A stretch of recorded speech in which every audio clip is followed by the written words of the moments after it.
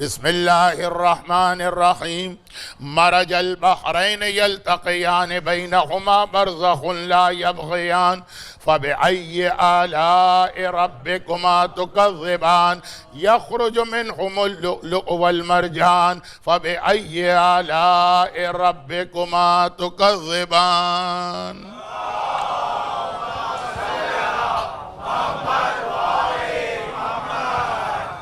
اور ہم نے دو دریا جاری کیے ہیں جن کے درمیان ایک پردہ ہے جو ان دونوں کو الگ کرتا ہے، اور جب یہ ملتے ہیں تو موتی اور مرجان یہ دنیا کے سامنے آتے ہیں، اور تم اپنے رب کی کس کس نعمت کو جھٹلاؤ گے۔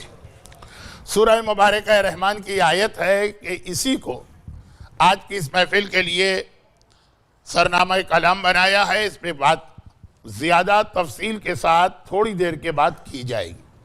آغاز میں ایک مرتبہ یہ یاد دلا دوں کہ ماہ مبارک شعبان، جس کے لیے اللہ کے رسول کی وہ حدیث بھی ہے کہ رمضان اللہ کا مہینہ ہے، شعبان میرا مہینہ ہے، رجب اہل بیت کا مہینہ، اور جو میری فضیلت، اللہ کا رسول کہہ رہا، جو میری فضیلت ساری کائنات پر ہے وہ شعبان کی فضیلت تمام مہینوں کے اوپر۔ اور غالباً مولانا محترم چونکہ تقویم کے ماہر ہیں تو وہ زیادہ بہتر وضاحت کر سکیں گے۔ شعبان غالباً وہ واحد مہینہ کہ جس کے اندر غم کی کوئی تاریخ نہیں ہے، مسلسل و مسلسل خوشیوں کی تاریخیں۔ شہزادی زینب کبریٰ کے حوالے سے ایک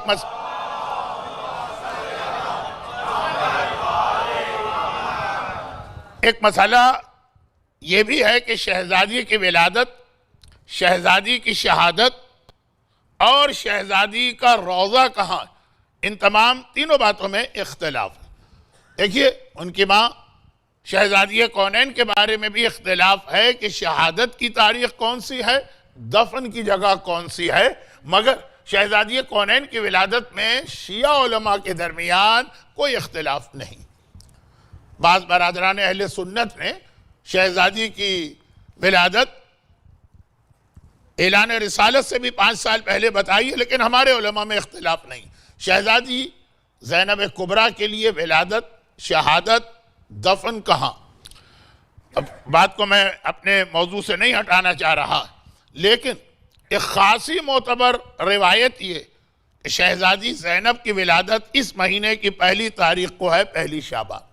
تیسری شعبان سرکار سید الشہداء کی ولادت، جس کی وجہ سے جب مرد حضرات اتنے نیلے پیلے لال ہرے اس وقت بن کے بیٹھیں تو خواتین کے اندر تو جو بھی اس وقت کلر کی بہار آئی ہوئی ہوگی، یہ اس ولادت کی وجہ سے۔ شہزادی سرکار سید الشہداء شہزادی کونین کا چھوٹا بیٹا اس دنیا میں آیا، پھر آنے والا کل یعنی 4 شعبان ہر ایک کو معلوم ہے حضرت عباس علمدار کی ولادت کی زیادہ مشہور تاریخ، اور 5 شعبان اس امام معصوم کی ولادت ہے کہ جس پر ویسے تو ہم ہمیشہ غم کرتے ہیں، ماتم کرتے ہیں، بلکہ اس امام کا اور غم کا اس طرح سے ایک تعلق ہے کہ بعض لوگ اپنے اولاد کے نام اس امام کے نام پہ اس لیے نہیں رکھتے کہ اگر اپنے بیٹوں کے نام چوتھے امام کے نام پہ رکھ دیے تو نعوذ باللہ معاذ اللہ خدا نخواستہ اس بچے کی ساری زندگی روتے دھوتے گزرے گی۔ اب یہ توہین امامت کی ایک منزل ہے جو آج کی اس تقریر میں بیان کرنا مناسب نہیں، لیکن 5 شعبان چوتھے امام کی ولادت کی تاریخ، 7 شعبان کہا جاتا ہے کہ شہزادہ علی اکبر کی ولادت، 11 شعبان شہزادہ قاسم کی ولادت، اور پھر 15 شعبان تو وہ تاریخ آ گئی جو کائنات کے تمام مظلوموں کی سب سے بڑی امید ہے، اہل بیت کے دلوں کو خوش کرنے والا ہے، ہمارے زمانے کا امام ہے، وارث معصومین ہے۔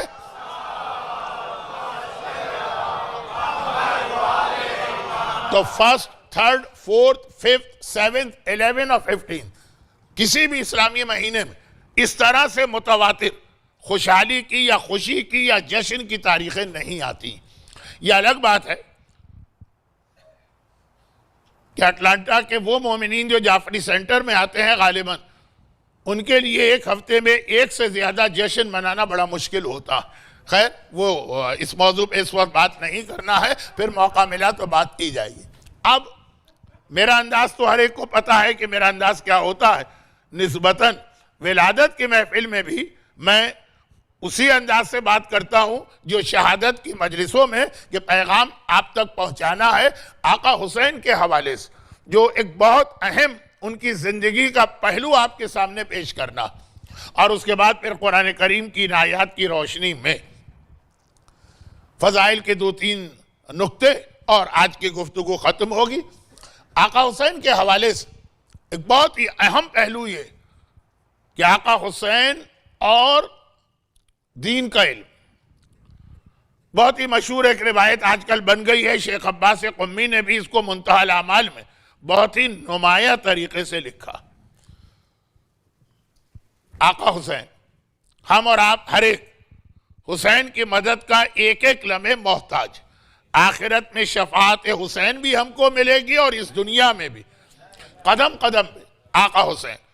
اور میں کئی بار اس کے حوالے سے آغا ابو الحسن اصفہانی کا ایک واقعہ پڑھ چکا ہوں، اور اس واقعے کا خلاصہ وہ تو اصل میں کل آنے والا کل جو حضرت عباس کی ولادت کی شب ہے، حضرت عباس کے حالات میں اکثر میں اس کو پڑھا کرتا ہوں.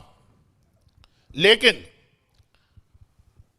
کل شاید شب جمعہ ہونے کی بنا پر ذرا سا مجلس کا وقت کم رہ جائے. بات دونوں میں کامن ہے، اور وہ یہ کہ آقا حسین کے نام پر ہر مومن کی، ہر مومنہ کی ہر حاجت، ہر مراد، ہر تمنا، ہر دعا پوری ہوتی ہے، ہر پریشانی دور ہوتی ہے. تو پروردگار عالم کا ایک اصول ہے، اور وہی اصول آقا حسین کے حوالے سے اتنا زیادہ مشہور ہے کہ علامہ علی کا ایک واقعہ جو بعض علماء کہتے ہیں سید مہدی بار العلوم کا ہے، لیکن آپ کو اس وقت ان ناموں کی پیچیدگی میں نہیں الجھانا چاہتا ہوں. وہ واقعے کی وجہ سے، وہ واقعہ بھی ایک دلیل ہے، اس کی وجہ سے نہیں، وہ بھی ایک دلیل. کوئی بادشاہ کا واقعہ کہ بادشاہ تھا اور شکار میں گیا اور الگ ہو گیا اور مرنے لگا، بھوک لگی ہے اور پیاس لگی ہے، اور ایک بڑھیا اس کو نظر آ گئی، اور اس بڑھیا نے جب ایک مسافر کو بھوکا اور پیاسا دیکھا تو اپنی بکری ذبح کر کے وہ اس کو کھلا دی، اور اس کے پاس اس کے علاوہ کوئی سورس آف انکم ہی نہ تھا. اور پھر آخر میں یہ بات کہ جب یہ بادشاہ کی جان بچ گئی، اس کے سپاہی آگے، بہت ہی مشہور واقعہ، اور اس نے اس بڑھیا سے کہا کہ کبھی آنا ہمارے شہر میں، ہم تمہاری خدمت کریں گے. اور جب وہ بڑھیا ایک بار گئی تو اب زمانے کے امام علامہ علی سے پوچھتے ہیں کہ بتاؤ بادشاہ کو اس کی کیا خدمت کرنی چاہیے؟ ایک بکری کے بدلے میں 5 دے دے، ایک کے بدلے میں 10 دے دے، ایک کے بدلے میں 50 دے دے، کیا دے؟ علامہ نے کہا اسے چاہیے کہ اپنی پوری حکومت دے دے. ایک بکری کے بدلے میں پوری حکومت کا مسئلہ ایک بکری کا نہیں، اس کے پاس جو کچھ تھا وہ سب اس نے بادشاہ کے لیے قربان کر دیا. تو اب عدل کا تقاضا، یہ لفظ بہت مشکل ہے، اسلام میں ایکولیٹی یا مساوات پہ زور نہیں دیا گیا ہے، عدل پہ زور دیا گیا ہے. لیکن وہ میں آج کی اس ولادت کی رات اتنے خوش گفتگو میں آپ کو نہیں لے جانا چاہتا. عدل کے معنی ہر آدمی جس چیز کا ڈیزرو کرتا ہے وہ اس کو دیا جائے گا، ایسا نہیں ہے کہ سب کو برابر سے. خیر، تو یہ تو خوش گفتگو ہے، چھوڑیں اسے. کہا کہ بڑھیا نے سب کچھ دے دیا جو اس کے پاس تھا، تو اب بادشاہ کی بھی ذمہ داری، عقل کہتی ہے کہ جو اس کے پاس ہے وہ سب کچھ دے دے. آقا حسین کے پاس جو تھا راہ خدا میں سب قربان کر دیا. آقا نے کچھ نہیں رکھا، ہر چیز راہ خدا میں قربان کر دی. تو اب عدل کا تقاضا، اور ہمارے اصول دین میں ہے کہ اللہ عادل ہے، کہ اللہ بھی حسین کے نام پہ مانگنے والے کو سب دے دے.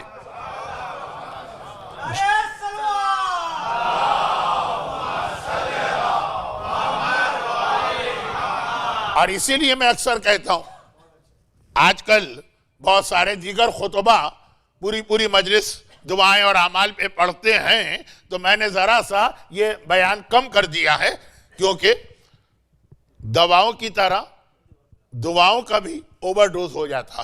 آپ کتنی دعائیں سنیں گے اور کتنی دعائیں پڑھیں گے یہ ہے. لیکن ایک زمانے میں بہت زیادہ یہ بیان کیا کرتا تھا، اور ایسی حقیقت کے جو خود میرا اپنا پرسنل ایکسپیرینس، آپ کو معلوم ہے کہ پچھلے 20 سال پاکستان میں شیعان حیدر کرار پہ بڑا ٹف ٹائم گزرا تھا، اور کوئی بھی اگر گھر سے باہر نکلتا تھا تو گھر والوں کو نہیں پتا تھا کہ زندہ واپس آئے گا کہ اس کی میت اور اس کا لاشا واپس آئے گا۔ اور جب یہ سلسلہ شروع ہوا اس وقت یہ سیل فون وغیرہ کا بھی کوئی رواج نہیں تھا، کوئی خبر ہی نہیں ملتی تھی، اور اس وقت بھی یہ عمل میں خود بھی کرتا تھا اور اپنے ساتھیوں کو بھی بتاتا تھا، اور وہ یہ کہ اگر آدمی زیارت وارثہ پڑھ کے گھر سے نکلے، زیارت وارثہ آقا حسین کی زیارت، السلام علیکہ یا وارث آدم صفت اللہ سے لے کے ظاہرکم و باطنکم، زیارت وارثہ، اور اس میں بھی ایک بات کا خیال کرتے ہوئے کہ اس کو دعا کی نیت سے پڑھا جائے۔ عمل میں فرق پڑ جاتا ہے آپ کی نیت کی وجہ سے، بہت سارے عمل ایک جیسے ہوتے ہیں، جیسی آپ نیت کریں گے ویسا وہ عمل بنتا چلا جائے گا۔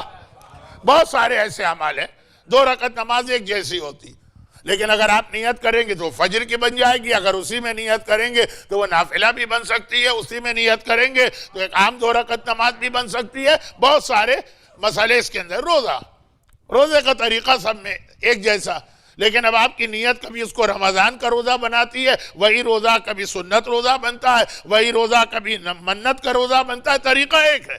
نیت کی وجہ سے فائدے اور ذمہ داری الگ الگ ہوتی چلی جا رہی۔ جیسے تسبیح زہرا کے لیے اکثر میں کہتا ہوں کون مومن ایسا جو ہر نماز کے بعد شہزادی کی تسبیح نہ پڑھتا ہو، لیکن کس نیت سے پڑھتا ہے کہ یہ نماز کے بعد کے اعمال میں، اور اگر کبھی آپ کو روزی کا مسئلہ ہو گھر کے دروازے پہ کھڑے ہو کے تسبیح دعا کی نیت سے پڑھے، نیت ہو دعا، تو زیارت وارثہ دعا کی نیت سے، اور اس کے بعد پھر جب تک آپ واپس نہیں آئیں گے آپ کو سلامتی رہے گی۔ واقعات اتنے زیادہ ہیں پاکستان کے اس 20 سال میں، جو ٹیررزم کا ایک بہت ہی سخت پیریڈ شیعوں پہ گزرا، کہ کس طرح سے لوگوں کو سلامتی ملی۔ کیوں؟ آقا حسین کا نام، آقا حسین اللہ کے لیے سب کچھ قربان کر دیا، پروردگار نے بھی کہا حسین تیرے نام پہ جو مانگنے والا آئے گا، جو تمنا کرے گا، جو دعا کرے گا، تیرے نام پہ مانگے گا تو ہر ایک کی ہر مراد کو میں پورا کروں گا۔ آقا حسین کا نام، مگر آقا حسین کی زندگی کا ایک بہت ہی اہم پہلو وہ یہ ہے کہ یہ جو آقا حسین کے نام پہ ہر ایک کو سب کچھ مل رہا، آقا حسین کی زندگی میں بھی پروردگار، اب جیسے آج کی رات ہے، روایت کی تفصیل میں گئے بغیر اور اس کے جرح و تعدیل کے بغیر فطرس فرشتے کی روایت پڑھی جاتی۔ فطرس آج حسین دنیا میں آئے اور اسی وقت ہی یہ جو فرشتہ ہے فطرس، اس کے واقعے نے یہ بتا دیا کہ کتنے گناہگاروں کے گناہ معاف ہو رہے ہیں، حسین سے قربت اختیار کے بنا پہ کتنے لوگ جہنم سے جنت میں آ رہے ہیں، عذاب خدا سے رحمت خدا میں داخل ہو رہے ہیں۔ اور تھوڑا سا تذکرہ میں آدھی محفل کے بعد اپنا جب پیغام آپ کو دے دوں گا اور پھر اس انداز سے بات کروں گا جسے آپ فضائل سمجھیں گے۔ اس کو تو آپ ابھی فضائل ہی نہیں سمجھ رہے ہوں گے، بلکہ کچھ لوگ حیران ہوں گے کہ مولانا آج فضائل کیوں نہیں پڑھ رہے ہیں۔ ان کی نگاہ میں اہل بیت کی سیرت فضائل نہیں، حسین کی نماز فضائل نہیں، حسین کی عبادتیں فضائل نہیں، حسین کا تلاوت قرآن فضائل نہیں ہے، حسین کا تقوی اور پرہیزگاری جو امام کے لیے اچھا لفظ نہیں ہے وہ فضائل نہیں ہے۔ تو کچھ اکثر لوگ یہی سمجھتے ہیں کہ یہ تو فضائل ہے ہی نہیں، لیکن حقیقی فضائل تو یہی ہیں۔ آ جائیے اس طرف بات پورا کروں۔ حسین ولادت سے لے کے فطرس فرشتے سے لے کر آج تک حسین کے نام پہ جو حاجتیں پوری ہو رہی ہے حسین ہمیشہ سے دینے والا ہے، لیکن اپنی زندگی میں آقا حسین کا طریقہ تھا کیا؟ ایک واقعہ، اور یہ واقعہ بھی میں اکثر پڑھتا رہتا ہوں لیکن آج ذرا سا اس کی مزید وضاحت۔ ایک عربی شہر مدینہ میں داخل ہوا اور حسین کا پتہ پوچھتے ہوئے آقا حسین کے دروازے پہ آتا۔ عربی، بہرحال اب اس کو عربی کی تفصیل آج چھوڑ دیجئے، بالکل جاہل قسم کے لوگ ہوتے ہیں۔ وہ آنے کے بعد آقا حسین سے کہتا ہے کہ میں ایک بہت بڑے مسئلے میں پھنس گیا ہوں اور یہ زندگی اور موت کا مسئلہ۔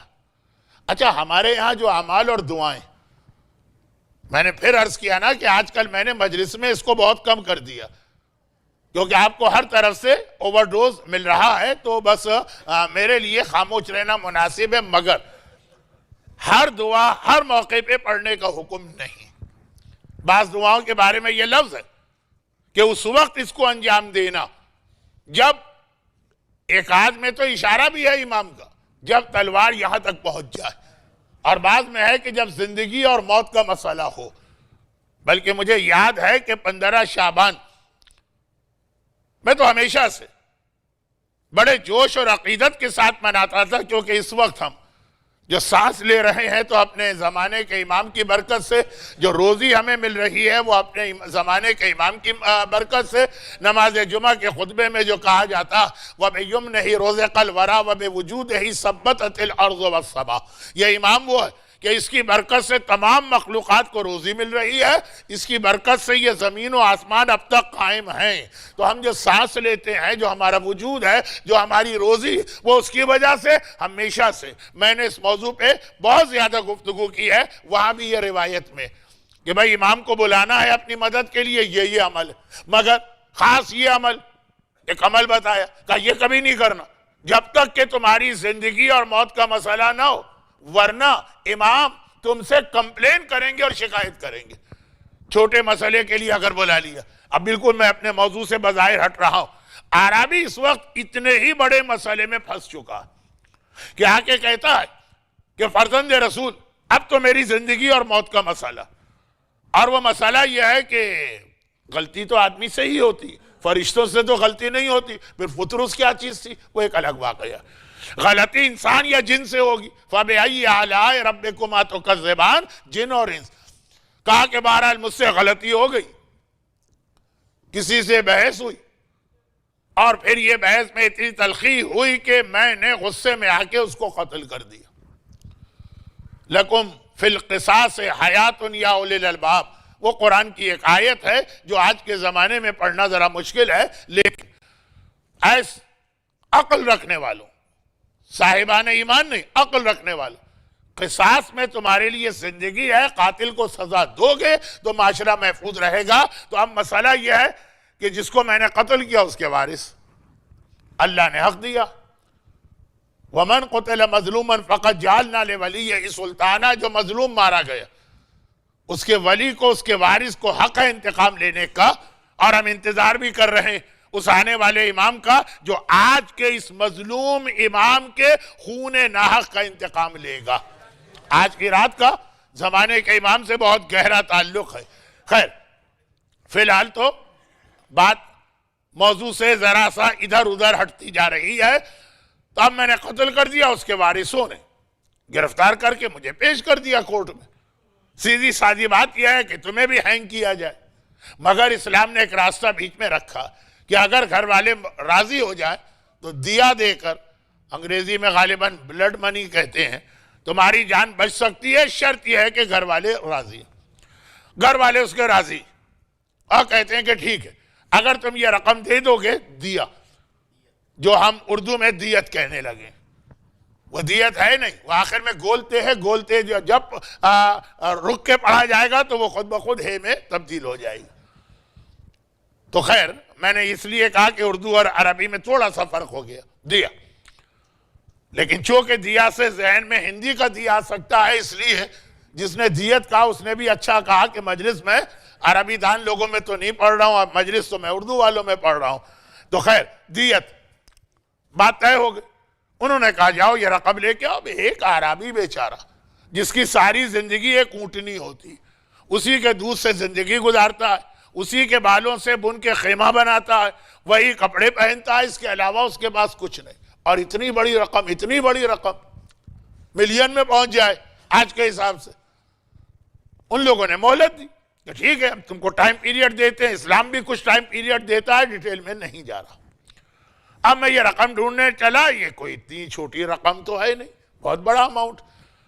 اب کہاں جاؤں، کس کے پاس جاؤں؟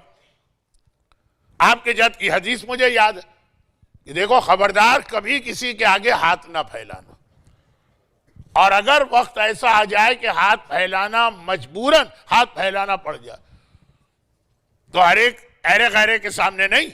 کتنے لوگ ایسے ہوں گے جنہوں نے آپ نے کبھی کوئی احسان کیا ہوگا, احسان ایک بار کیا, اس کو ریپیٹ اتنی بار کرتے ہوں گے. ہر محفل کے اندر تذکرہ آپ کا آیا, ان کا اچھا وہ تو اس کو تو ہم نے پیروں پہ کھڑا کیا ہے, اس کو تو ہم نے یہاں کا مثلا حق دلوایا ہے. تو آدمی عاجز آ کے سوچتا کاش اس نے احسان نہ کیا ہوتا, وہ ایک مرتبہ کی تکلیف تھی, یہاں تو روزانہ یہ مجھے ذبح کر رہا.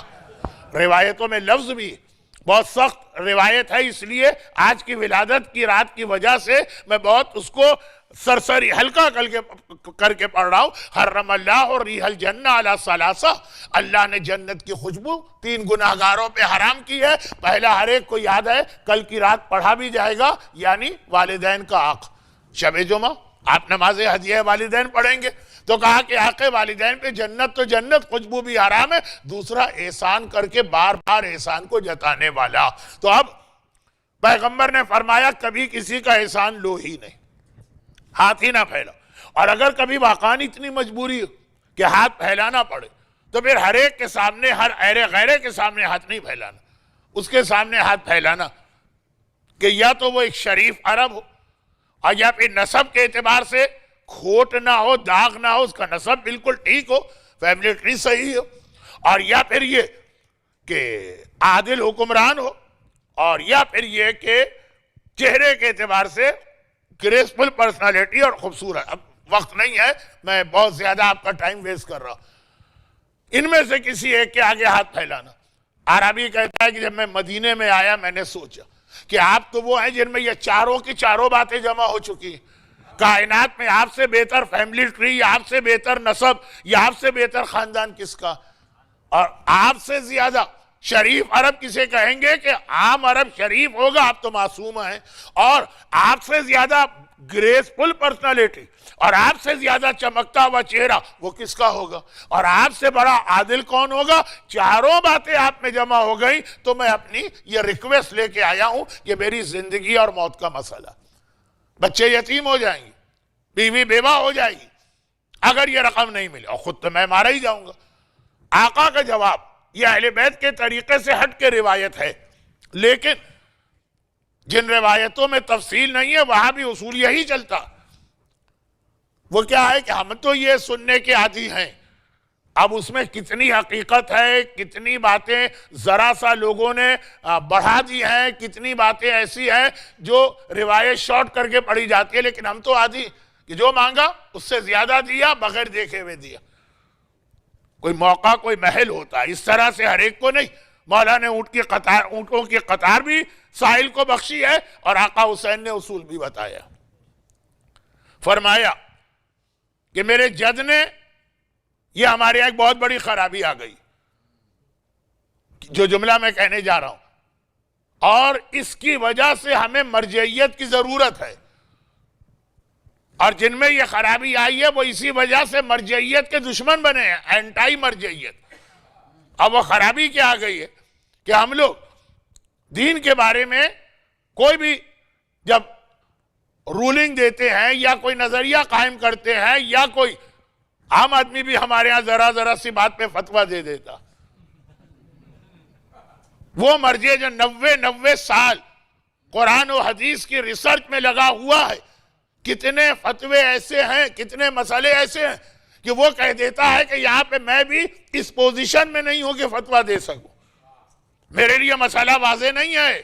90 سال 95 سال ریسرچ کے بعد ہمارے یہاں 90 سیکنڈ میں لوگ جو ہیں وہ اس مسئلے کو طے کر دیتے ہیں. مثلا بہت پہلے کی بات کر رہا ہوں, جب میری جوانی تھی, یعنی فرش پہ بھی آپ کے ساتھ ہی بیٹھتا تھا, ضرورت نہیں ہوتی تھی کسی کرسی, اور اس سے بھی اونچا ممبر ہو تو آنن فانن میں پہلی سیڑھی پہ قدم رکھ کے چوتھی سیڑھی پہ پہنچ جاتا تھا. الحمدللہ سہارے کی ضرورت تو ابھی بھی نہیں ہے, لیکن ذرا سی سپیڈ تو سلو. جب جوانی تھی, مرحوم آیت اللہ خوئی ہماری تاریخ کا ایک بہت بڑا نام ہے, اور کتنے ہی ایسے مومنین آج بھی دنیا میں ہیں جو ان کی تقلید کر چکے ہیں, اور کتنے ہی مومنین ایسے ہیں جو آغا سیستانی کے فتوے کی وجہ سے ان کی تقلید پہ ابھی باقی بھی ہیں, اور آغا وحید خراسانی کے فتوے کی وجہ سے ایک بہت بڑا نام. 95 96 ان کی ایج تھی, اور بالکل 4 سال یا 5 سال سے گویا انہوں نے علم دین حاصل کرنا شروع کیا. میں پرسنلی جانتا تھا کہ جب 85 انہوں نے کراس کیا تھا اس وقت بھی مجھے ان کی زیارت کا موقع ملا تھا، اور اس وقت بھی میں نے دیکھا تھا کہ مسلسل اس اسٹیج پر پہنچ کر بھی جہاں کسی کو ان سے کمپیئر ہی نہیں کیا جا سکتا ہے نالج میں، پھر بھی ریسرچ جاری ہے، پھر بھی حدیثیں، پھر بھی قرآن، پھر بھی ڈسکشن ہو رہا. چنانچہ مرجع سم ٹائمز اپنا فتویٰ چینج کرنے پہ مجبور ہو جاتا ہے. وہ ایک الگ بحث ہے جو آئندہ کسی تقریر میں آ جائے گی. آج ولادت کی رات اس انداز کا موضوع تھوڑا سا مجھے خود بھی اچھا نہیں لگ رہا، مگر ایک ایگزامپل دے دوں کہ علم اس منزل پہ پہنچنے کے بعد بھی، اس منزل پر پہنچنے کے بعد بھی مثلا ان کا یہ نظریہ کہ اہل کتاب یعنی کرسچن اور جوز یہ پاک ہے کہ نجس، اتنی ریسرچ کے بعد بھی انہوں نے کہا کہ نہیں، یہ مسئلہ مجھ سے سالو نہیں ہو رہا. تو احتیاط واجب یہ ہے کہ ان کو نجس مانو. یہ ٹرم آتی ہے احتیاط واجب، جس کا ایک مطلب یہ بھی ہوتا ہے کہ مرجع کہتا ہے کہ یہاں پہ ایسی روایتیں دونوں طرف کی آپس میں کنٹراڈکٹ کرنے والی کہ میں فیصلہ نہیں کر پا رہا ہوں. اس کے اور بھی کچھ وضاحتیں ہیں، لیکن ون آف دیز ریزن ایک یہ، یا عورت اپنے حجاب میں چہرہ چھپائے گی کہ نہیں. مرحوم آیت اللہ خوئی اس کو حل نہیں کر سکے، کہا احتیاط واجب ہے کہ چہرہ چھپائے، فیس کورنگ وہ بھی لازم ہے. یا جیسے آج آیت اللہ سیستانی کا ایک مسئلہ جو میں حج میں اکثر بتاتا ہوں، مولانا محترم تو آپ حضرات کے چاند کے مسئلے کو حل کرتے ہیں، آیت اللہ سیستانی کا چاند کے بارے میں حج میں بھی یہی مسئلہ کہ جب تک کہ اپنی آنکھ سے نہ دیکھو یا 2 شیعہ وٹنس نہ ملے اور یا وہ والی سائنٹیفک کیلکولیشن نہ ہو جس پہ 100% اطمینان ہو، جو سعودی عرب میں نہیں ہوتا، آپ حج نہیں کر سکتے اس ڈیٹ پر. تو خیر یہ بہت لمبی بات آج کے لیے بالکل مناسب نہیں ہے. شاید جو میں پورا دن فلائٹ میں تھک گیا، یہ اس کا ایفیکٹ ہے کہ میں ادھر ادھر کی باتیں کر رہا. تو کہا آیت اللہ سیستانی نے احتیاط واجب. چاند کا حج کا مسئلہ عام طور پہ تو یہ ہے نا کہ یونٹی کی وجہ سے جس دن سب حج کر رہے ہیں تم بھی حج کرو، انلیس یہ کہ 100% غلطی کا یقین ہو جائے. لیکن یہ نظریہ نہیں ہے احتیاط واجب. اچھا اب باقی چیزیں چھوڑیں. 90 آیت اللہ خوئی کی ریسرچ 90 ایئرز 90 سال انہوں نے ریسرچ کی اور کہہ رہے ہیں کہ یہ مسئلے حل نہیں ہوئے. اور یہاں وضو خانے میں کسی صاحب نے کہا کہ جی وہ عورت کے حجاب میں چہرہ کور کرنے کی کوئی ضرورت نہیں ہے، حج کے اندر تو ہر عورت چہرہ کھولتی. تو اس کا مطلب یہ ہے کہ اسلام میں چہرہ کھولنے کی پرمیشن. تم نے 90 سیکنڈ بھی نہیں لگائے مسئلے کو سالو کرنے میں. وہ 90 سال کی ریسرچ کے بعد جس میں سوائے قرآن اور حدیث کے اس کا اور کوئی کام ہی نہیں ہے. 18 گھنٹے ہمارے مراجع ریسرچ کرتے رہتے ہیں دن میں. وہ 90 سال کے بعد کہہ رہے ہیں کہ مسئلہ سالو نہیں ہو رہا، اور تم 90 سیکنڈ میں وضو خانے میں بیٹھ کر اتنے بڑے مسئلے کو اتنے آرام سے حل کر دیا کہ جی حج میں ایسا ہوتا، جی عورت کا چہرہ کھلا ہوتا، تو آج میں تو بیوی تم پہ حرام بھی ہوتی ہے تو کہو کہ واپس آگے بھی حرام رہے گی. لوگ کہیں گے نہیں ہمیں حج وج نہیں کرنا اگر بیوی اس طرح سے واپس آ کے بھی حرام ہو. تو خیر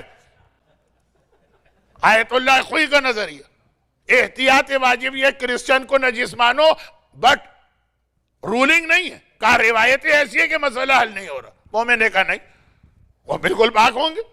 دیکھیں یہ آغا سیستانی کا فتویٰ ہے، لیکن مومن 1 منٹ کے اندر جی خیبر کی جنگ کے بعد ایک یہودی عورت نے گوشت کو فرائی کر کے پیغمبر کو بھجوایا تھا، جس میں زہر ملا دیا، پیغمبر نے کھا لیا. تو ایک یہودی عورت کے ہاتھ کا گوشت کھایا، اس کا مطلب یہ کہ وہ بالکل یہ باتیں تو بہت ساری آج کے دن اچھی نہیں لگ رہی یا ایام ازا کی مجالس میں ٹھیک لگتی ہیں. بات میں مختصر کر رہا کہ ہمارے یہاں یہ جو ایک بڑی خرابی، ایک واقعہ آپ کو مل گیا اور آپ نے جھٹ سے فتویٰ دے دیا کہ یہ واقعہ اس کا مطلب یہی ہے کہ اسلام میں یہ واجب. ایک حدیث آپ کو مل گئی، ایک آیت آپ کو مل گئی. بھئی آپ قرآن پڑھ رہے ہیں اور ریکمنڈیشن بھی ہے کہ قرآن کو سمجھ کے پڑھو تو ڈبل ثواب ملے گا، نور علی نور. قرآن پڑھنے کا ثواب، قرآن سمجھنے کا ثواب، یہ دو الگ عبادتیں. لیکن قرآن اب اگر آپ ترجمے کے ساتھ پڑھ رہے ہیں، ایک آیت آ گئی اور اس میں ایک پیغام ہوا اور مرجع کا فتویٰ کچھ اور ہے، تو آپ نے کہا دیکھیے قرآن یہ کہہ رہا ہے، مرجع یہ کہہ رہے ہیں. باقی باتوں کو چھوڑیں. ہماری قوم میں اس وقت بھی ایک بہت بڑی کنٹروورسی ہے زکوٰۃ، کہ قرآن اتنا زکوٰۃ کر رہا ہے، مرجع کہتے ہیں کہ جی جو آپ حضرات کا لائف اسٹائل ہے اس کے اندر زکوٰۃ واجب نہیں، وقت نہیں ہے نہ اس وقت یہ فورم مناسب ہے زکوٰۃ کی ڈیٹیل میں. لیکن کنفیوژن ہوتا ہے نا، تو ایک آیت، ایک حدیث، ایک واقعہ. پہلے تو ایک آیت اور حدیث بھی مومن کے پاس مشکل سے آتی تھی. اب گوگل کی وجہ سے ہر چیز جو ہے نا فوری طور کے پر انہوں نے اس کے اندر سرچ کیا، اس موضوع کی حدیث سامنے آ گئی. کہا حدیث تو یہ کہہ رہی ہے اور مرجع یہ کہہ رہا. یہ بہت بڑا ہماری قوم کے لیے اس وقت مسئلہ بن گیا کہ اگر اس مجمع میں آپ کی بات نہیں کر رہا ہوں، یہ تو ایک اسٹائل ہوتا ہے نا تقریر کرنے کا. میری تو آئی سائٹ ویسے ہی ویک ہے، مجھے پتہ ہی نہیں چل رہا مجمع میں مرد بیٹھے ہیں، سامنے کے عورتیں بیٹھی ہیں. لیکن عام جگہ اگر مجمع میں 50 آدمی ہوں گے تو یاد رکھیے اس آؤٹ آف 45 اپنی جگہ ہر ایک مرجع ہوگا، اور ہر ایک جو ہے نا دین کے بارے میں مختلف قسم کی رولنگز اور فتوے بنا چکا ہوگا. یہ طریقہ نہیں. اہل بیت کی سخاوت، اہل بیت کا لوگوں کی مدد کرنا، اہل بیت کا لوگوں کو پورے اونٹوں کی قطار بخش دینا، وہ سارے واقعات اپنی جگہ ہے. لیکن کیا ہر ایک کے ساتھ اس طرح کا ایکول سلوک ہوتا ہے؟ نہیں، یہ روایت بتا رہی ایسا نہیں. آقا حسین اعرابی سے کہہ رہے ہیں المعروف بقدر المعرفہ. میرے جد نے یہ ارشاد فرمایا، میرے جد اللہ کے رسول نے یہ ارشاد فرمایا، جب کسی کے ساتھ نیکی کرو تو پہلے یہ دیکھ لو کہ اس کی دین کی نالج کتنی، وہ دین کو کتنا سمجھتا. اچھا اب یہ تھوڑا سا میسج تو ہمارے پاس ہے کہ عالم کا احترام کرو. کس وجہ سے احترام کرے؟ اس کے پاس کیا ایسی خاص بات؟ کیا اس کی بہت ساری ڈیری کوئن ہے؟ کیوں اس کا احترام کرے؟ کیا اس کے پاس بہت ساری مرسیڈیز گاڑیاں؟ کیوں اس کا احترام کرے؟ کیا اس کے پاس کوئی بہت بڑی پراپرٹی؟ کیوں اس کا احترام کرے؟ کہا نہیں، علم کی وجہ سے کہ چونکہ وہ دین کو زیادہ سمجھتا ہے اس کا احترام زیادہ. یا یہ کہ نیکی کرنے والے کو زیادہ عزت دو. وہ نیکی کر رہا ہے اس کا مطلب ہے کہ دین کو سمجھ رہا. ایک طرف امام معصوم فرماتے ہیں کہ اولاد کے ساتھ عدل کرنا، دوسری جانب لوگوں نے کہا لیکن مولا آپ اپنے بیٹے اسماعیل سے کچھ زیادہ محبت کر رہے ہیں، وہی جن سے اسماعیلی اور بوری فرقہ بنا. کہا اس لیے کہ یہ اپنے والدین کی زیادہ خدمت کرتا. جو والدین کی زیادہ خدمت کرے گا اس کا احترام یعنی جو نیکی زیادہ کرے گا اس کا زیادہ احترام کرنا. تو یہ اصول ہے. آقا حسین اس کو بہت ہی سمرائز کر کے ایک جملہ عطا کر رہے ہیں. میرے جد نے کہا کہ المعروف بقدر المعرفہ، نیکی کرو، مدد کرو، چیریٹی کرو، لوگوں کی ہیلپ کرو، لیکن پہلے دیکھ لو دین ان کے پاس کتنا. چنانچہ میں تجھ سے 3 سوال کر رہا ہوں. جو ہمارے پاس اہل بیت کی سخاوت کے واقعات ہیں وہ پورے واقعات نہیں، واقعے کا ایک پورشن آ جاتا ہے، پوری ڈیٹیل نہیں آتی. تو یہ ہر جگہ اصول چلتا. کہا میں 3 سوال کر رہا ہوں، تینوں کا جواب دو گے. یہ کون کہہ رہے؟ یہ آقا حسین کہہ رہے. کون آقا حسین؟ جن کی ولادت کا جشن منانے کے لیے آپ یہاں جمع ہوئے. وہ آپ کو اصول دے رہے ہیں. تینوں کا جواب دے دو گے 3 آؤٹ آف 3 جتنا تم مانگ رہے ہو سب دے دوں گا. 2 کا جواب دیا تو تمہاری ڈیمانڈ جو ہے 2/3 ملے گا. 1 کا جواب دیا 1/3 میں مدد کروں گا. اور اگر بالکل جواب نہ دے سکے تو کوئی مدد نہیں ہوگی. پھر وہ سوال جواب وہ تو چھوڑ دے. اصل چیز ہمارے کام کی چیز، یعنی ہمارے کام کا مطلب ہماری ضرورت کی چیز یہ کہ آقا حسین جیسا کائنات کی مدد کرنے والا، آخرت میں ہر ایک کی سفارش اور شفاعت کرنے والا، اس دنیا میں ولادت کے بعد فطرت سے لے کر آج تک صاحبان ایمان کی حاجتیں پوری کرنے والا، لیکن کہتا کہ ہمیں یہ دیکھنا کہ تم نے دین کا کتنا علم اور نالج حاصل کی. اچھا یہ ایک واقعہ. اب آئیے حبابہ کا واقعہ. کون سے مومن یا مومنہ کو آج کل یاد نہیں؟ حبابہ بہت مشہور واقعہ. کس مومن اور مومنہ کو یہ واقعہ یاد نہیں؟ تو اس واقعے میں جب حبابہ کی ملاقات آقا حسین سے ہوئی صحیح معنوں میں علماء یہ واقعہ پڑھتے ہیں چوتھے امام کی مجلس میں، چاہے ولادت کی محفل ہو چاہے شہادت کی مجلس میں، اور کتابوں میں بھی زیادہ تر یہ چوتھے امام کے حالات میں آتا ہے حبابہ کا واقعہ۔ یعنی میں اشارہ کر دوں کہ اگر کچھ لوگ متوجہ نہیں ہیں، ہوئی حبابہ یہ وہ خاتون جنہوں نے مولا سے وہ حدیث سنی کہ داڑھی منڈوانا حرام ہے، اور وہ حدیث سنی جس کی بنیاد پر میں بہت احتیاط سے جملہ کہہ رہا ہوں، تھوڑا جوک کا پہلو بھی ہے، کہ آج اگر مولا ہوتے تو آدھے سے زیادہ مومنین کے شاپس کو بند کر کے ان کے بزنس کے اوپر ریسٹرکشن ڈال دیتے، حرام چیز بیچ رہے تھے، حرام گوشت۔ یاد آ گیا حبابہ کا واقعہ کہ جب وہ مولا کے زمانے میں ایمان لائی، پیغمبر کے زمانے میں تو پیدا بھی نہیں ہوئی تھی یہ بچی، مولا کے زمانے میں ایمان لائی، کوفے آئی کہ زیارت کروں گی۔ تو آپ بھی کربلا، کوفہ، نجف آج کل جا رہے ہیں روضے کی زیارت کے لیے، وہ تو خود امام تھے اور امام علی تھے۔ جب پہنچی تو پتہ چلا کہ امام علی تو بازار میں ہیں، وہاں گئی تو ایک دکاندار کے کوڑے پڑ رہے ہیں۔ مقداد رسول کے ایک بہت ہی قریبی صحابی ہیں، ایمان کے 10 درجے ہیں، سلمان 10 آؤٹ آف 10، ابو ذر 9 out of 10، Miqdad 8 out of 10۔ مگر چھٹے امام نے کہا ایک چیز میں مقداد سلمان سے بھی زیادہ ہے۔ اب وہ ساری چیزیں، اور خاص طور پر جب آقا حسین کے موضوع سے ہٹ کے ہوں، اس کو بتانے کا وقت نہیں۔ مقداد کا ایک جملہ، تم لوگ خوش قسمت ہو کہ اگر تم ایسے وقت میں پیدا ہوئے جب تمہارا امام تمہارے سامنے نہیں۔ ہم تو روتے ہیں نا، کاش مولا کے زمانے میں ہوتے، کاش کسی امام کے زمانے میں ہوتے، کاش امام کی براہ راست زیارت کرتے۔ بہت سے لوگوں کو اتنا اس بات کا شوق ہے کہ زمانے کے امام سے ان کی ملاقات ہو جائے، تو اگر خود کسی امام کے زمانے میں ہوتے، مقداد کہتے ہیں خوش قسمت ہو۔ کوئی عام آدمی نہیں کہہ رہا، علی کا سب سے زیادہ چاہنے والا، وہاں ہوتے تو پتہ نہیں کیا حالت ہوتی۔ جیسے دکاندار حبابہ نے دیکھا مولا نے کوڑے مار کے اس کی دکان کو بند کر کے سیل لگوا دی۔ وہ تڑپ کے کہتا ہے مولا کیوں؟ کہا تم یہ جو مچھلی بیچ رہے ہو وداؤٹ اسکیل والی، یہ حرام ہے۔ علی کے زمانے میں حرام گوشت فروخت کرتے ہو؟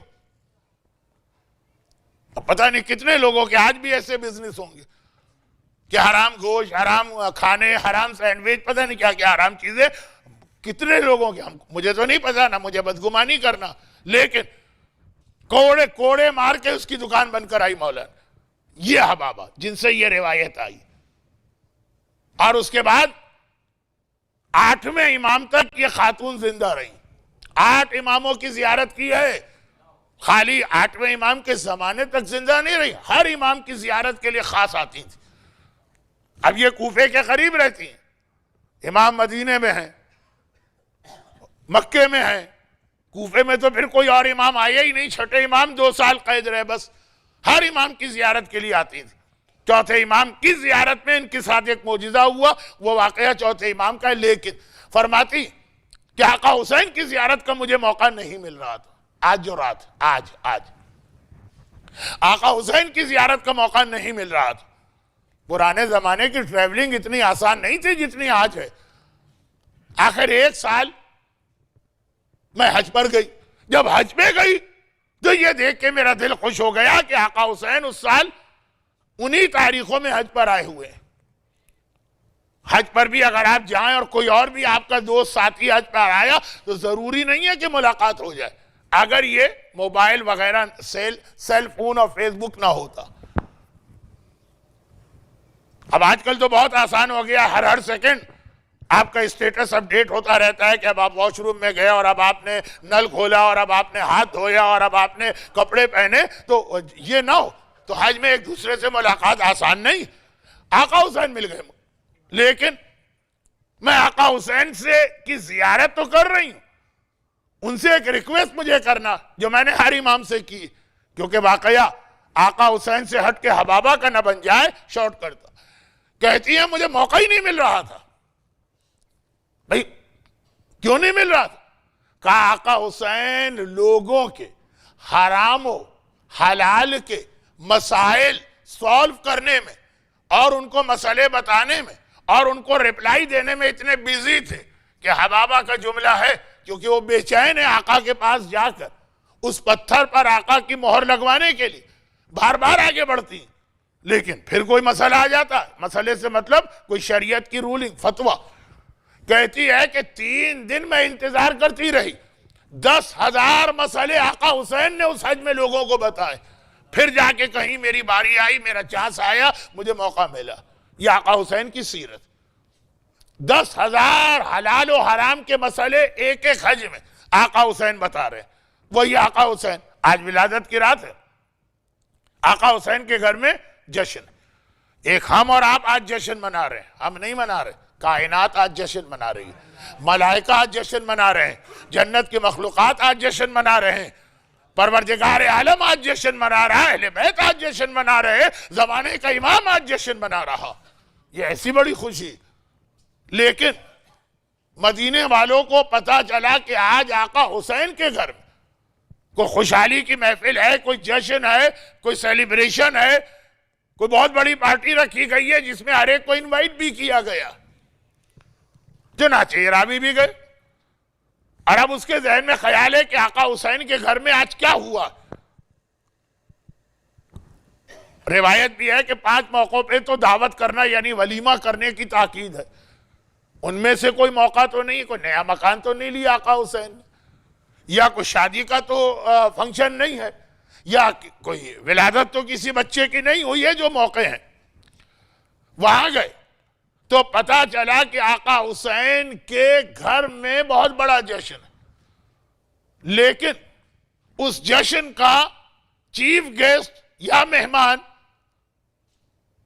یا مین پرسنالٹی آقا حسین نہیں، بلکہ مدینے کی مسجد میں بچوں کو قرآن پڑھانے والا ایک ایسا ٹیچر ہے کہ ہم اور آپ تو اس کو کوئی اہمیت ہی نہیں دیتے، آج وہ چیف گیسٹ ہے، آقا حسین نے اس کو سب سے اونچی جگہ پہ بٹھایا۔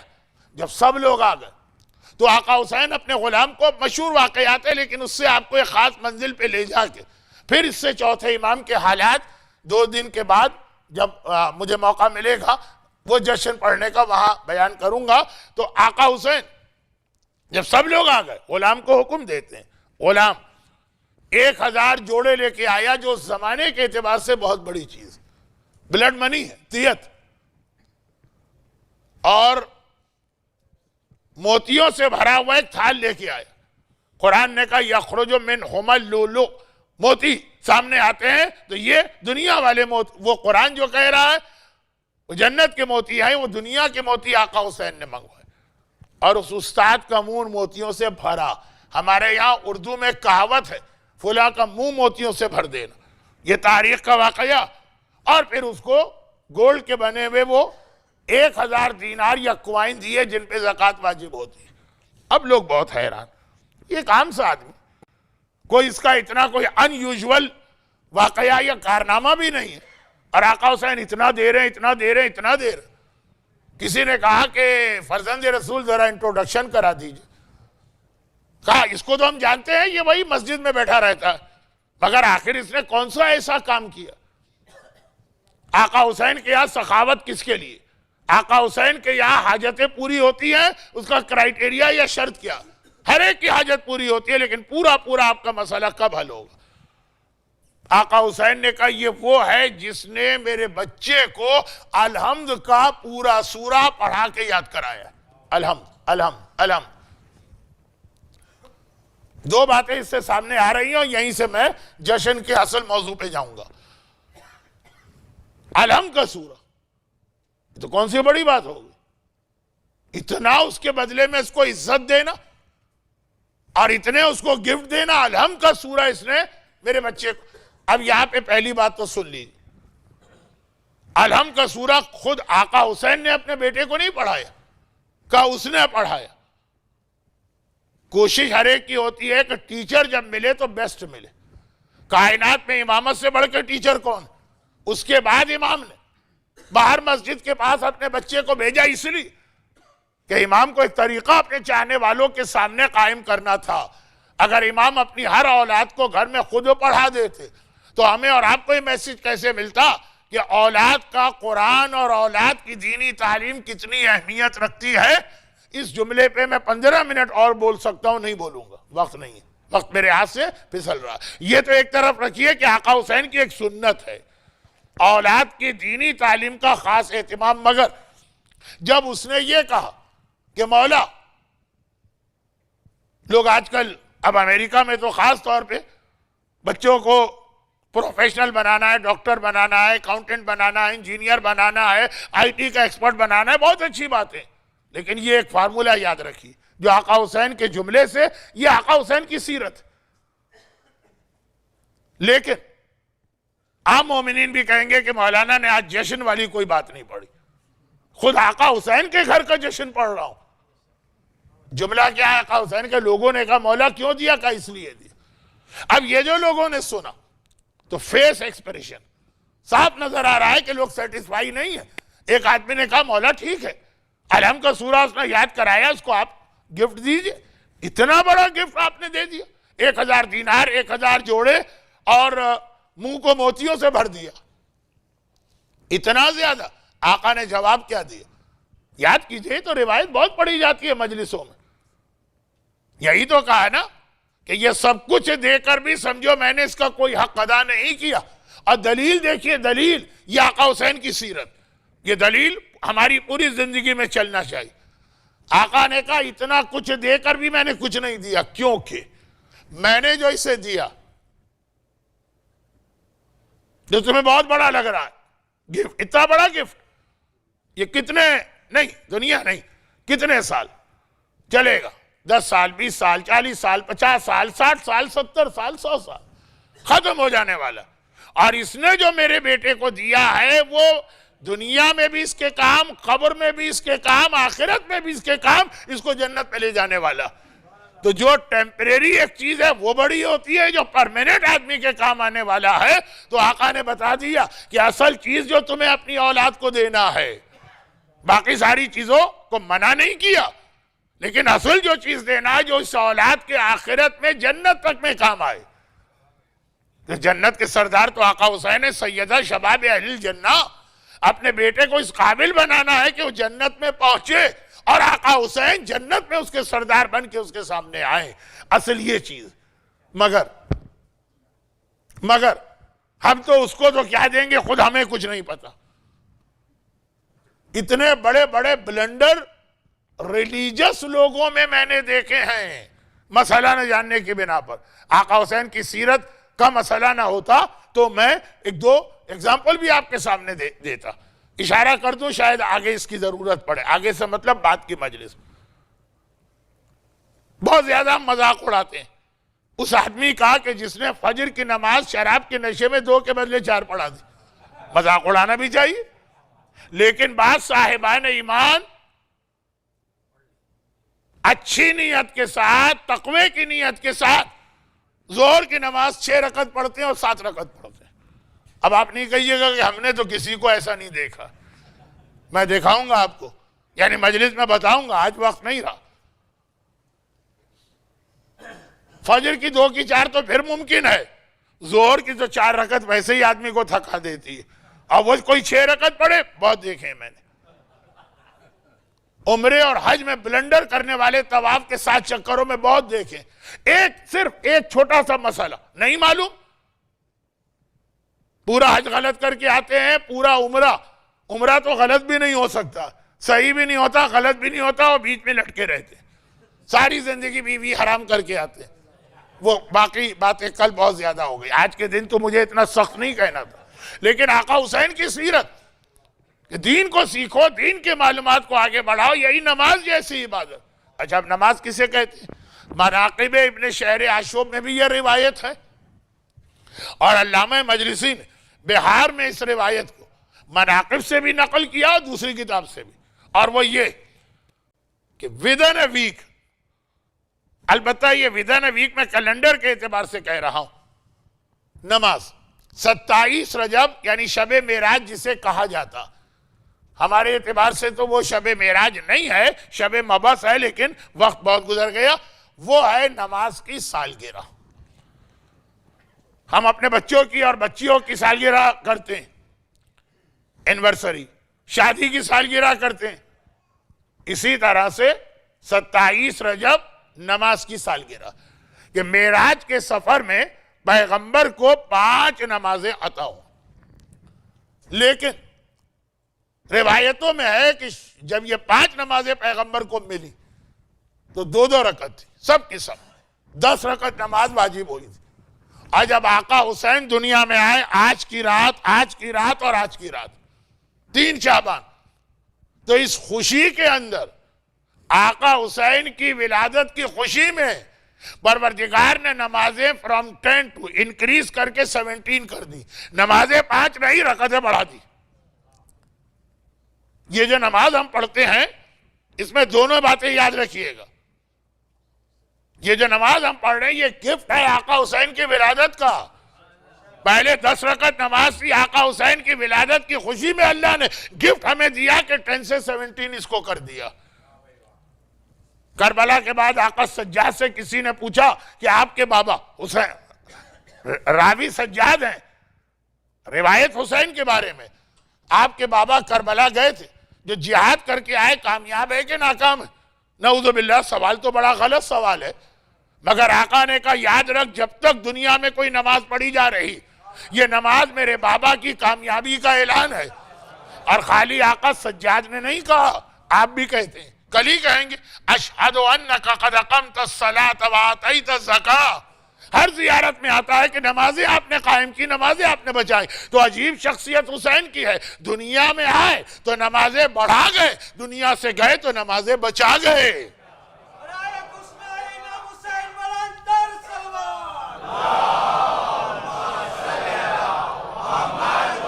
حسین نام ہے اس کا، جو نمازیں بڑھاتا بھی ہے، جو نمازیں بچاتا بھی ہے، جو کائنات کو اللہ کے آگے سجدہ کرنے کی تعلیم دیتا ہے. خود بھی حسین نے ایسا سجدہ کیا، یہ غم کا پہلو نہ ہے، ایسا سجدہ کیا کہ ہر ایک کا سجدہ مکمل ہوتا ہے، حسین کا سجدہ ہی مکمل نہ ہوا. کیونکہ سجدہ مکمل ہوتا ہے جب آپ سجدے سے سر اٹھائیں. حسین کا سر سجدے سے نہیں اٹھا تھا، قاتل نے خنجر سے سر کو جدا کر کے بلند کیا تھا. تو حسین ہی کبھی نماز کے بارے میں نہ لاپرواہی کرے گا، نہ کمی کرے گا، نہ قضا کرے گا.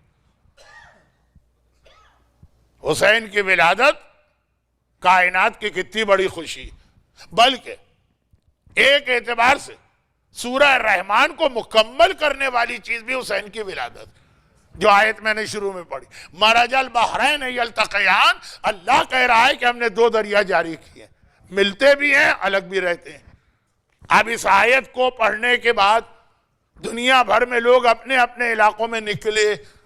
ہر علاقے میں کہیں نہ کہیں 2 دریا مل جاتے ہیں، نظر آ جاتے ہیں کہ جو الگ ہوتے ہیں اور پھر مل بھی جاتے ہیں.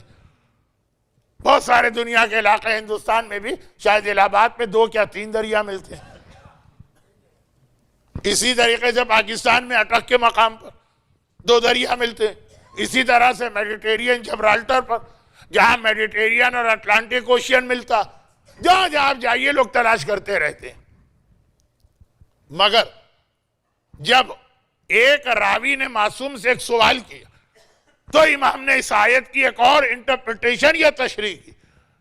راوی نے کہا کہ فرزند رسول، سورہ رحمان میں اللہ نے اپنی نعمتوں کا ذکر پہ ذکر پہ ذکر پہ ذکر کیا، اور خالی نعمت نہیں بتائی ہے، ساتھ میں بار بار کہا ہے فَبِأَيِّ آلَاءِ رَبِّكُمَا تُكَذِّبَانِ. کس کس نعمت کو جھٹلاؤ گے؟ نعمت بتا رہا ہے پھر کہہ رہا ہے جھٹلاؤ گے، پھر نعمت بتا رہا ہے کہہ رہا ہے جھٹلاؤ گے. دنیا کی نعمتیں بھی اور آخرت کی. راوی کا سوال سنی، کہتا ہے لیکن فرزند رسول ہمارا ایک عقیدہ اور قرآن کی آیت کہ اللہ کی سب سے بڑی نعمت جو ہے وہ اہل بیت ہے. الیوم اکملت لکم دینکم واتممت علیکم نعمتی. آیت ہے قرآن کہ علی کی ولایت کا اعلان، ولایت علی نہیں، آج نعمتی اللہ کی مکمل ہو گئی، اس سے بڑی کوئی نعمت ہی نہیں ہے اللہ کے پاس. تو سورہ رحمان میں اللہ نے اپنی ہر نعمت کا ذکر کیا، چھوٹی چھوٹی نعمتوں کا بھی ذکر کیا، اور جو سب سے بڑی نعمت ہے اس کا کوئی تذکرہ ہی نہیں ہے سورہ رحمان میں. امام نے فرمایا کس نے کہہ دیا کہ سورہ رحمان میں نعمت ولایت و نعمت اہل بیت کا ذکر نہیں؟ کہا مولا تو پورا سورہ رحمان پڑھ ڈالا، لوگوں کو زبانی یاد ہوتا ہے، اس میں تو کہیں تذکرہ نہیں۔ جس وقت امام نے کہا اچھا پڑھ کے سنا، اب تلاوت شروع کر کے یہاں پہنچا مرج البحرین یلتقیان، دو دریا جاری کیے جو مل جاتے ہیں، امام نے کہا رک جا، یہ کون سے دریاؤں کا تذکرہ ہو رہا؟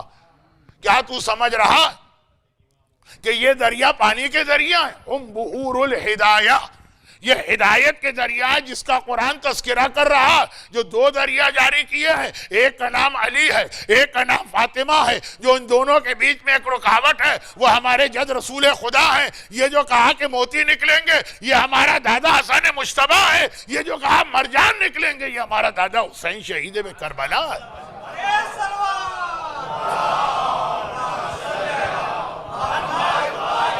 آج کی رات سورہ رحمان کی آیت بھی مکمل ہوئی اور پنجتن بھی مکمل ہوئے۔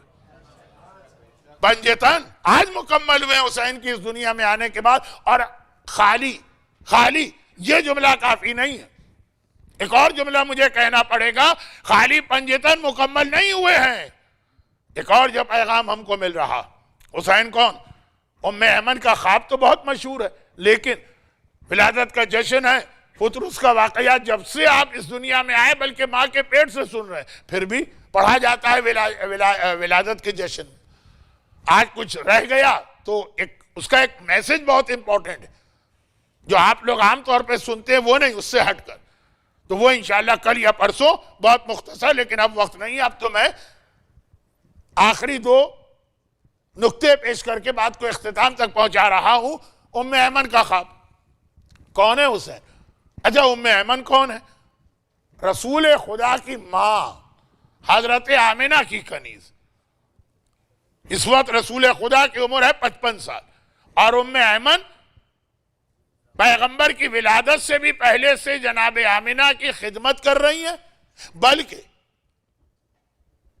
جناب آمنہ سفر میں تھی، ٹریولنگ، جب ان کا بیچ راستے میں انتقال ہوا اور پیغمبر ان کے ساتھ تھے، 5 سال کی ایج ہے، ام ایمن 5 سال کے یتیم محمد کو وہاں سے مکے تک پہنچاتی ہیں اور پھر پوری زندگی خدمت کی۔ پیغمبر جب 5 سال کے تھے تب سے ام ایمن کی خدمت جاری، تو خاندان میں بہت احترام بھی ہے ان کا اور بہت ضعیف بھی ہیں۔ ان کے جو نیبرز ہیں انہوں نے آ کے اللہ کے رسول کو ماہ رجب میں بتایا کہ یا رسول اللہ آپ کی ماں، پیغمبر ان کو ماں ہی کہتے ہیں، وہ آج کل بہت پریشان ہیں اور بیٹھے بیٹھے رونے لگتی ہیں، چہرے پہ غم ہے۔ ہم نے بہت پوچھا وہ کچھ بولی نہیں۔ اب ہم آپ کو اس لیے آ کے خبر دے رہے ہیں کہ آپ بعد میں یہ نہ کہیں کہ تم کیسے نیبر تھے کہ میری ماں پہ اتنی پریشانی آ گئی تم نے مجھے بتایا تک نہیں۔ پیغمبر چلے ام ایمن کے پاس پہنچے، ایک مرتبہ واقعاً دیکھا کہ جو لوگوں نے رپورٹ دی تھی، یہاں سے میں عموماً ہمسائے کا مسئلہ بتاتا ہوں کہ آپ کو اپڈیٹ رہنا ہے، مگر اب وقت بھی نہیں ہے اور جس انداز کی تقریر ہے وہاں پہ اس کی ضرورت بھی نہیں، پھر آ جائے گی بات۔ دیکھا واقعاً ام ایمن بہت پریشان چہرہ، پیغمبر قریب ہے اور کہا کہ اے مادر گرامی، اے میری ماں، حسنین اگر فضہ کو ماں کہتے ہیں تو پیغمبر ام ایمن، آپ اتنا پریشان کیوں نظر آ رہی؟ کہا بس بیٹا میں بتا نہیں سکتی، وہ پریشانی بتا نہیں سکتی۔ پیغمبر نے کہا لیکن نہیں آپ بتائیے، کہا نہیں بتا سکتی۔ پیغمبر کو تیسری بار یہ ایشورنس دینا پڑا کہ آپ بتائیے، آپ جسے پریشانی سمجھ رہی ہیں وہ اللہ کی طرف سے آپ کے لیے ایک بہت بڑی بشارت و خوشخبری ہے، آپ پریشان نہ ہو۔ پیغمبر کو معلوم ہے گویا۔ اب ذرا ام ایمن کو حوصلہ ہوا، کہا بیٹا میں نے دیکھا کہ خواب میں دیکھا میں زمین پر بیٹھی ہوں اور تو میرے قریب سے گزر رہا، اچانک تیرے جسم کا ایک ٹکڑا کٹا اور کٹ کے میری گود میں آ کے گرا۔ اب یہ ذرا برا خواب، کیا ام ایمن پیغمبر کے بارے میں کوئی کانسپیرنسی کر رہی ہیں، سازش کر رہی ہیں، کوئی مخالفت کر رہی ہیں؟ پیغمبر کی باڈی کٹ ہوئی اور وہ ام ایمن کی گود میں آ کے گر گئی، تو ام ایمن پریشان کہ اس کا مطلب کیا، کسی سے کہہ بھی نہیں سکتی۔ پیغمبر نے مسکرا کے کہا جو آپ سمجھ رہی ہیں یہ وہ نہیں ہے، ان قریب خدا میری بیٹی فاطمہ کو وہ بیٹا دینے والا ہے جو میرا ہی جز اور ٹکڑا ہے، اور وہ آپ کی گود میں پرورش پائے گا، اس لیے آپ نے یہ خواب دیکھا۔ گویا حسین منی وانا من الحسین، حسین کی ولادت کے بعد کا پیغام نہیں ہے، حسین کے دنیا میں آنے سے پہلے یہ پیغام دے دیا گیا، فاطمہ تو بذات منی، اگر فاطمہ رسالت کا ٹکڑا ہے تو حسین بھی اسی طرح سے رسول کا ٹکڑا ہے۔ مگر خالی ام ایمن پریشان نہیں ہے، ان سے زیادہ فاطمہ پریشان ہے۔ وہ تو جب دنیا میں آ گئے اور جبرائیل نے کربلا کے مصائب بتائے، وہ واقعات تو آپ نے سنے، یہ وہ والی پریشانی نہیں ہے، یہ آپ کو خوش کرنے والی پریشانی، آپ خوش ہو جائیں گے۔ یہ ام ایمن پریشان تھی، پڑوسیوں نے، نیبرز نے بتایا، وہاں خود شہزادی پریشان ہیں، اب رسول نے خود دیکھ لیا۔ فاطمہ اور رسول دن میں کتنی بار ملاقات ہوتی؟ ایک مرتبہ کہا، فاطمہ بیٹی جیسے تیرے یہاں بچے کی ولادت کا وقت قریب آ رہا۔ ایک حضرت یحییٰ اور ایک امام حسین، آپ کو پتا ہے دونوں کی پریگننسی کا واقعہ، بہت ہی مختصر اب بات کہ آج کی اصل خوشی تو آقا حسین ہے، ساتھ میں اور بھی کچھ خوشیاں۔ کہا کہ بیٹی جیسے تیرے یہاں بیٹے کی ولادت کا وقت قریب آ رہا، تو پریشان نظر آتی ہے، پریشانی کیوں؟ کہا کہ بابا پریشانی اس لیے ہے کہ پچھلے سال حسن بیٹا پیدا ہوا تھا، اور اس کی ولادت سے پہلے بھی جو پریگننسی تھی شکم میں، فاطمہ نے حمل اٹھایا، حسن بھی میرے پیٹ میں تھا، حسین بھی، لیکن جب حسن میرے پیٹ میں تھا تو حسن کا نور میرے چہرے سے ظاہر ہوتا تھا، فاطمہ تو خیر نامی نور کا ہے، زہرا لیڈی آف لائٹ۔ جب امام حسن پیٹ میں آئے تھے، اب یہ لفظ کچھ اچھے نہیں لگ رہے لیکن آسان اردو رکھنا، جب امام حسن کا حمل ہوا تھا تو ان کا نور شہزادی کے چہرے سے ظاہر ہونے لگا تھا، لیکن فاطمہ کا نور پھر بھی زیادہ تھا۔ فاطمہ ماں بھی ہے، لیڈی آف لائٹ بھی ہے، افضل ترین خاتون ہے۔ آج جو حسین میرے پیٹ میں ہے تو آج حسین کا نور میرے نور کو کم کر رہا، حسین کا نور زیادہ نظر آ رہا ہے، فاطمہ کا نور کم ہوا جا رہا۔ تو ماں اس لیے پریشان نہیں ہے کہ حسین کا نور کیوں زیادہ، ایک ہی تو رشتہ جہاں پہ حسد نہیں ہوتا، بیٹا کتنی ہی ترقی کرے ماں خوش ہوتی ہے، کبھی جیلس نہیں ہوتی ہے، اس لیے پریشان نہیں ہے کہ حسین کا نور کیوں زیادہ ہے، پریشان ہے کہ حسن کا نور کیوں کم تھا، کیا حسن کا رتبہ نعوذ باللہ حسین سے کم ہے؟ حسن کے نور میں تو وہ حالت نہیں تھی، حسین کا نور میری پیشانی پہ آ گیا تو میرا نور کم ہو گیا، حسین کا نور بڑھ گیا۔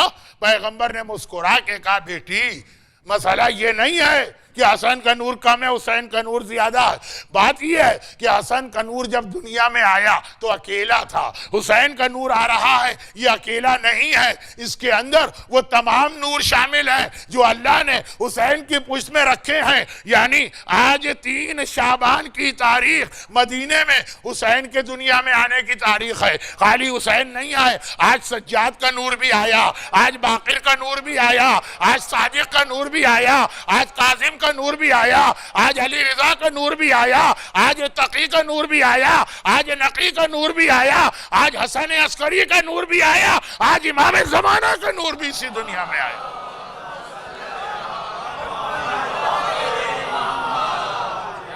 10 نور مل کے چہرہ جبین فاطمہ پہ ظاہر ہو رہے تو حسین نے ایک طرف پنجتن کو مکمل کیا، دوسری طرف 14 معصومین کو مکمل کیا۔ جب اتنے سارے نور آئے تو زمین بھی جھوم رہی ہے، آسمان بھی مسکرا رہا ہے، رحمت خدا بھی برسنے کو تیار ہے، معصومین کی خوشی کا بھی ٹھکانہ نہیں۔ فاطمہ زہرا کی خوشی کو دیکھیں، رسول اللہ کی خوشی کو دیکھیں تو ہم اس موقع سے فائدہ کیوں نہ اٹھائیں؟ خدا بندہ تجھے واسطہ اسی حسین کا، تجھے واسطہ کا، اسی انوار کے مجموعے کا، جتنے مومنین اور مومنات آج کی اس محفل میں جمع ہیں، ان کو، ان کی اولادوں کو، ان کے گھروں کو، ان کے گھر والوں کو غم حسین کے علاوہ دنیا اور آخرت کے ہر غم سے محفوظ فرما۔ خدا بندہ حسین کے نام پر اس وقت یہاں آنے والی یہ مومنات اور یہ مومنین، ان کی تمام حاجتیں اور مرادیں حسین کے نام پہ پوری فرما۔ خاص طور پر ہمارے تمام مرحومین، جو میرے استاد ایک جملہ کہتے تھے کہ بادشاہوں کا طریقہ ہوتا ہے کہ خوشی کے موقع پہ قیدیوں کو رہا کیا کرتے ہیں۔ آج اتنی بڑی خوشی ہے، خدا بندہ ہمارے مرحومین میں سے اگر کوئی کسی عذاب کی قید میں مبتلا ہے، ان کو اس قید سے رہائی دلا۔ جنہیں روزی کی کوئی پریشانی ہے، ان کی یہ پریشانی دور فرما۔ جو بیمار مومنین و مومنات ہیں، انہیں شفاء کاملہ عطا فرما۔ خدا بندہ حسین کی سیرت کا واسطہ ہمیں خود بھی دین سیکھنے اور اپنی اولاد کو بھی دین سکھانے کی توفیق عطا فرما۔ دنیا میں جہاں بھی آج بھی مظلوم شیعان حیدر کرار ہیں، خدا بندہ ان کی جان، مال، عزت اور آبرو کے حفاظت فرما۔ لیکن اگر تیرے دین کو ضرورت ہو تو حسین کی طرح ہمیں بھی اپنی اولادیں قربان کرنے کا جذبہ عطا فرما، اور حسین کی ولادت کی اس خوشی کو مکمل کرنے کے لیے حسین کے قاتلوں سے اور ظالموں سے انتقام لینے والی اپنی آخری حجت وارث معصومین فرزند زہرا امام زمانہ کے ظہور میں تعجیل فرما۔